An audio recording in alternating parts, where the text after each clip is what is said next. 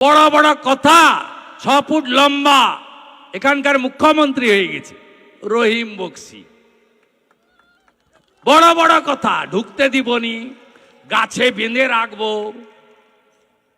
পা ভেঙে দিব, মাথা গুঁড়িয়ে দেব, বাপের নাম যদি ঠিক থাকে কলম বাগানে আয়, দাঁড়িয়ে আছে। আরএসপির মাল ছিল,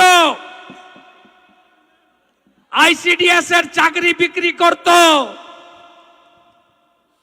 আর আমি এখানে তৃণমূলের অবজারভার যখন ছিলাম আমার গাড়ির দরজা খুলত। কেউ নেবে না।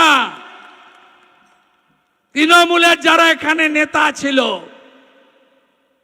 হামিদ ভাই থেকে শুরু করে, মালতীপুরের ইমদাদ ভাই থেকে শুরু করে, রফিকুল থেকে শুরু করে, কেউ নেবে না।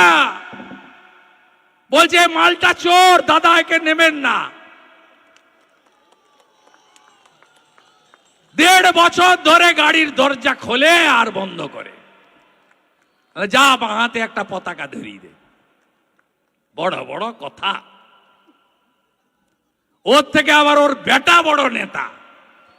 আমি বলে গেলাম, আমি সিপিএম এর আমলে লক্ষণ সেঠকে হারানো, আর তৃণমূলের সূর্য যেদিন মধ্য গগনে, সেদিন নন্দীগ্রামে মমতা ব্যানার্জিকে হারানো লোক। মালতীপুরে কে জিতবে আমি জানি না, কারণ হিন্দুদের সংখ্যা কম, 20-22% হবে, তাই তো নাকি 25% হবে বড় জোর। কিন্তু রহিমকে আমি জিততে দেব না।